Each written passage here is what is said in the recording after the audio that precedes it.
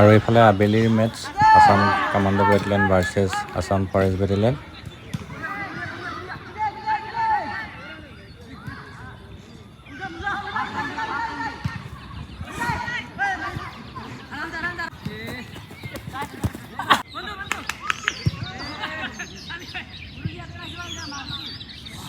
নমস্কাৰ, সকলোকে স্বাগতম জনাইছোঁ মোৰ ইউটিউব চেনেলৰ অন্য এটা ভিডিঅ'লৈ। আৰু আশা কৰোঁ সকলো ভালেই আছে, কুশলে আছে।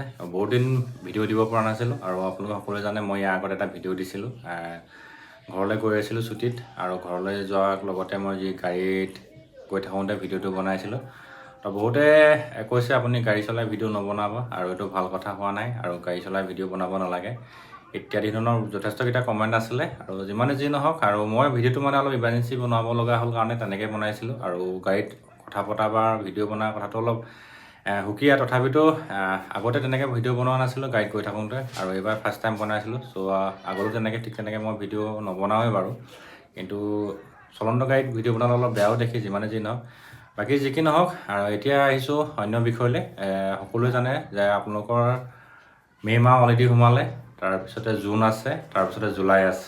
অলৰেডি মে' ইলেকশ্যন হৈ গ'ল আমাৰ অসমৰ যি দ্বিতীয়টো পৰ্যায়ৰ আছিলে। তাৰপিছতে এতিয়া জুন মাহৰ ৰিজাল্ট দিব 4 তাৰিখে। তাৰপিছতে আপোনালোকৰ যিমানখিনি প্ৰচেছ আছে, ইণ্টাৰভিউ 50,000, 35,000, 20,000 গোটেইখিনি প্ৰক্ৰিয়া আৰম্ভ হ'ব।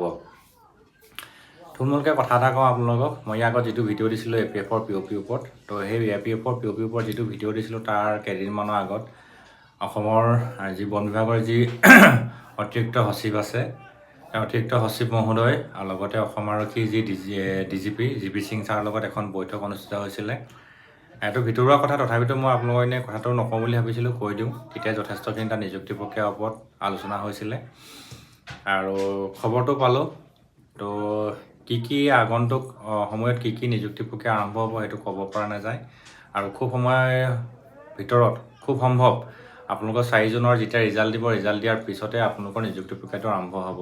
আৰু অলৰেডি মাননীয় মুখ্যমন্ত্ৰী মহোদয়ে কৈছে যে আমাৰ নিযুক্তি মানে অসম আৰক্ষীৰ যি ABUB আছে তাত অতিৰিক্ত মানে পদ বঢ়াই দিয়া হ'ব, কামাণ্ডো পদ বঢ়াই দিয়া হ'ব। তো হয়তো চাগে 4 জুনৰ পিছতে আপোনালোকৰ কাৰণে এখনকৈ ন'টিচ আহিব পাৰে, আৰু অহাটো চিয়'ৰ, আহিব পাৰে নহয়, আহিবই, এইটো চিয়'ৰ, যিহেতু মাননীয় মুখ্যমন্ত্ৰী নিজেই কৈছে। আৰু ফলাফল কি হয় সেইটো পিছৰ কথা। আৰু আপোনালোক সকলোৱে জানে এইটো লোকসভাৰ নিৰ্বাচন হয়, আৰু লোকসভাৰ নিৰ্বাচন আমাৰ অসমত কোনো প্ৰভাৱ নপৰে, কাৰণ কেলৈ এইটো চেণ্ট্ৰেল ইলেকশ্যন হয়। চেণ্ট্ৰেল ইলেকশ্যনত চেণ্ট্ৰেলত তোমাৰ কোনে চৰকাৰ গঠন কৰে, BJP মানে কংগ্ৰেছ যোনে কৰে, সেইটো তেওঁলোকৰ সুকীয়া কথা। কিন্তু আমাৰ অসমত যিহেতু চৰকাৰ চলি থাকিব, মাননীয় মুখ্যমন্ত্ৰী হিমন্ত বিশ্ব শৰ্মা ছাৰৰ চৰকাৰ চলি থাকিব, গতিকে তেখেতে নিযুক্তি প্ৰক্ৰিয়াটো চলাই যাব। ক'ত কেনেকৈ কি হয় তেওঁলোকৰ সুকীয়া কথা। কিন্তু আপোনালোকৰ এইটো ইণ্টাৰভিউ আপোনালোকৰ যথেষ্টখিনি কষ্ট হ'ব। মই এইকাৰণেই কৈছোঁ, আজি বহুতকেইটা ভিডিঅ' দেখি আছোঁ বা বহুতখিনি নিউজ চেনেলত দেখি আছোঁ, প্ৰায় একাডেমিক ছিষ্টেমত কিছুমান ল'ৰা ছোৱালীয়ে তাৰমানে যথেষ্ট কিছুমান অনুশীলন কৰি আছে ইণ্টাৰভিউৰ কাৰণে, অসম আৰক্ষী হওক বা SSCৰ কাৰণেই হওক। আপোনালোকক মই যদি কওঁ, গোলাঘাটত যিটো চুঙাজাল ফিজিকেল একাডেমি আছে, তাত আপোনালোকৰ যথেষ্টখিনি ল'ৰা ছোৱালী তাত দৈনিক শাৰীৰিক ব্যায়াম কৰি আছে, অসম আৰক্ষীৰ কাৰণে, কামাণ্ডোৰ কাৰণে বা SSCৰ কাৰণে। আৰু তাত ওতঃপ্ৰোতভাৱে গোলাঘাট জিলা মানে আৰক্ষী প্ৰশাসনো জড়িত হৈ আছে, নিজেও কেইবাবাৰ ভিজিট কৰিছে জিলা আৰক্ষী অধীক্ষক। আৰু কেইদিনমান আগতে মৰিগাঁৱৰ এটা ভিডিঅ' দেখিলোঁ, মৰিগাঁৱতো আৰক্ষী অধীক্ষক মহোদয় গৌতম বৰাদেৱ, তেখেতে প্ৰচেষ্টা যথেষ্টখিনি, তাতো শাৰীৰিক অনুশীলন চলি আছে। আৰু এইফালে হোজাই, বিশ্বনাথ, তেনেকৈ মই বহুতকেইটা একাডেমি দেখিছোঁ বা তেনেকৈ শাৰীৰিক অনুশীলন কিছুমান ছিষ্টেম দেখিছোঁ, যিবিলাক ছিষ্টেমত যথেষ্টখিনি ল'ৰাৰে কষ্ট কৰি আছে। আৰু কিছুমানতো সুকীয়া কিছুমান একাডেমি আছে যিবিলাক দৈনিক প্ৰেক্টিছ কৰে। চ' এই ইণ্টাৰভিউটো আপোনালোকৰ কাৰণে যথেষ্ট টাফ হ'ব, আপোনালোকে খুব ভালকৈ প্ৰেক্টিছ কৰিব লাগিব। অলৰেডি বাৰিষা আহিলে, ধুমুহা আহিলে, কিন্তু সেই জুলাই মাহতো আপোনালোক সকলোৱে জানে বাৰিষা বতৰ, গৰম হ'ব। চ' আপোনালোকে এতিয়া এই সময়ৰ পৰাই আপোনালোকে সেই মানে মোকাবিলা কৰিবলৈ জোৰদাৰ প্ৰচেষ্টা অব্যাহত ৰাখক। আপোনালোকে সকলোৱে জানে 2023 চনত অসম আৰক্ষী একেবাৰে নিযুক্তি নহ'ল, অকল অসম ফৰেষ্ট ডিপাৰ্টমেণ্টৰ যি হ'ল। কিন্তু এইবাৰ কিন্তু অসম আৰক্ষী আহিব, আৰু 24ত কেতিয়া আহে সেইটো ক'ব পৰা নাযায়, নিশ্চয় আহিব। কিন্তু 2023 চনৰ 2025 চনত কেতিয়া আহে সেইটো ক'ব পৰা নাযায়। কিন্তু 2024 চনত এইটো এটা আপোনালোকৰ সুবৰ্ণ সুযোগ।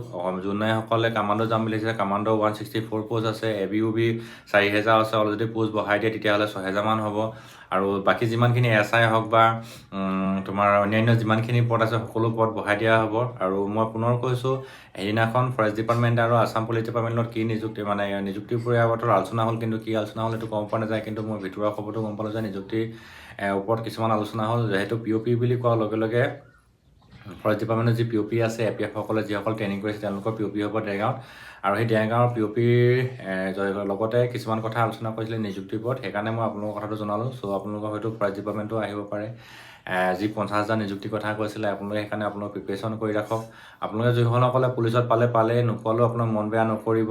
এইকাৰণেই কৈছোঁ, কথাটো মই আপোনালোক সকলোৱে কোৱা কামনা কৰিছোঁ। তথাপিতো কৈছোঁ, আপোনালোকে ফৰেষ্ট ডিপাৰ্টমেণ্টে যদি আকৌ লগালগ আহি যায় সেইফালৰ পৰা দিব পাৰিব। সেইকাৰণে আপোনালোকে নিজকে প্ৰস্তুত কৰি ৰাখক, মন ভাঙি নিদিব।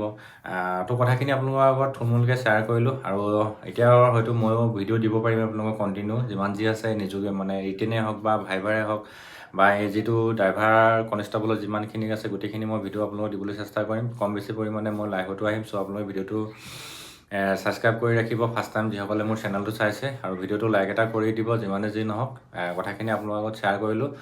আৰু কিবা আপডেট পালে নিশ্চয় জনাই থাকিম। আপোনালোক সকলোৱে মোৰ চেনেলটো চাই থাকিব। ধন্যবাদ।